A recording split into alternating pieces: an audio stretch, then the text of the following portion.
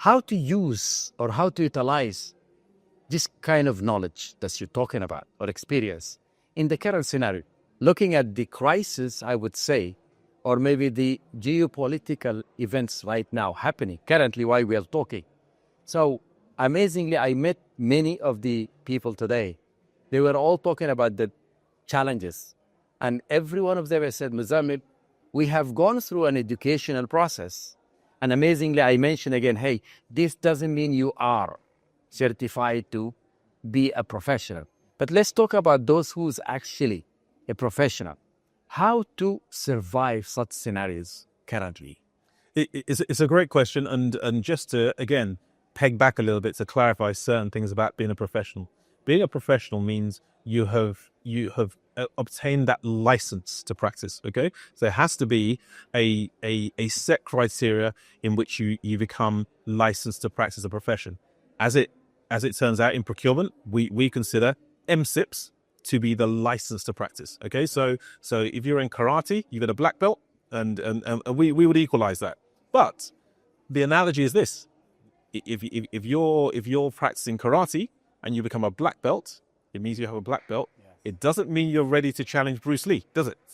Okay. Yeah. It means you have learned everything you need to learn, and now you get the experience. Okay. So the certification itself doesn't mean you're the finished article. You get your experience. Now, in terms of current events, and I guess we're talking about geopolitics and tariffs, I think it's again, you would use the experience you've gained in business, but you'd also use key principles.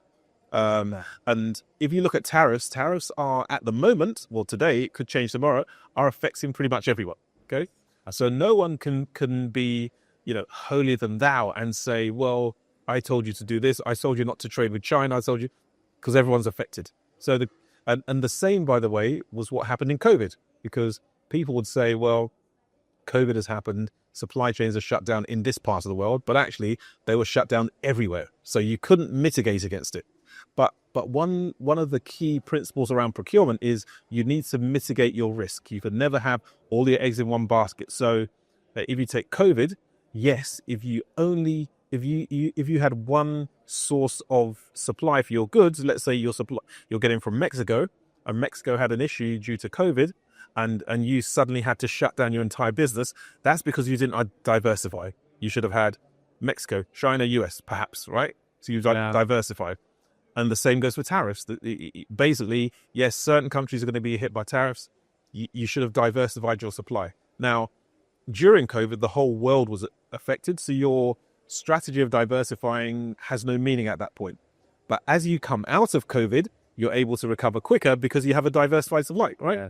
So, and those are the principles that we learn in procurement anyway. You need to have an exit strategy. You need to have a disaster recovery strategy. You need to think through if this factory in Mexico burnt down, what would happen? I can't have all of my key commodities in that one factory, because if it burnt down, that's the end of my business. You have to have a mitigating strategy. So I think as long as you have disaster planning against different business scenarios, because you can never guess what those scenarios are going to be. But as long as you have disaster planning, then you're able to recover from those shocks, even if they're as comprehensive as tariffs or COVID, a lot quicker than your competitors.